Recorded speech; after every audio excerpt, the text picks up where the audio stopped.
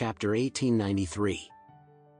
Thinking of this, Cynthia stuffed the 1 billion check back into her wallet. She felt that if she wanted to buy a cheap woman like Elaine, 1 billion would be taken advantage of, and 1 billion was a lot. As a result, she took out the checkbook again and temporarily wrote a check for 100 million. She planned to take this $100 million check directly in a while to entice Elaine to go home and force her daughter to divorce Alex. In this way, her mission to Oris Hill this time would be half completed. After writing a check for 100 million, she took out Hermes' silk scarf from her bag and placed it on the sofa before sitting down.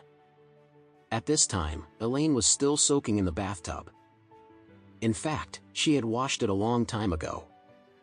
And the reason why she still didn't want to soak it out was mainly because she felt that the milk petal bath should have a good moisturizing effect on the skin, so it's better to soak for a while.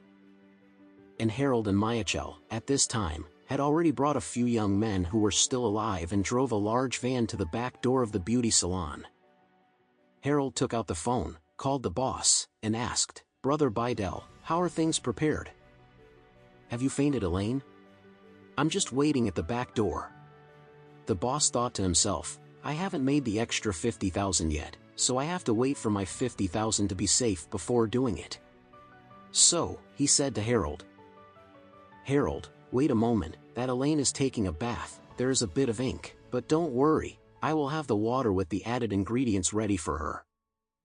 After the bath, find a chance to let her drink it, and you will wait patiently for my notification. Once she faints, I will call you. Then you can just come in and do your thing." As soon as Harold heard this, he immediately smiled and said, "Brother Bidell, you are still reliable. Okay. In that case, I'll wait a while, and you will notify me immediately if it's done. Okay, just wait for me." Elaine soaked for another 10 minutes, feeling that the skin on her body was a little pale because of the blisters, and then she came out of the bathtub reluctantly. After she came out, she immediately rang the service bell, and the clerk who had received her hurried in with a clean bath towel in her hand. She helped Elaine wrap the bath towel and asked diligently, "Madam, do you need to wear disposable underwear at R? I will open the package if necessary." As she said, she added, "All our massagers and service staff are women. It doesn't matter if you don't wear them." Elaine thought for a while and said, "I'd better put it on. After all, this is not a bathhouse. It's too awkward to be alone." The clerk nodded and quickly took apart the disposable underwear for her to wear, and prepared another bathrobe for her. After Elaine put on the bathrobe, she was led to the spa room. Opening the door, the service staff said to Elaine, "Miss, please come in." Elaine nodded, and when she stepped through the door, she found a beautifully dressed woman sitting on the sofa in the room, and asked the clerk with some dissatisfaction, "This is your massager? This fancy suit is too exaggerated. Right?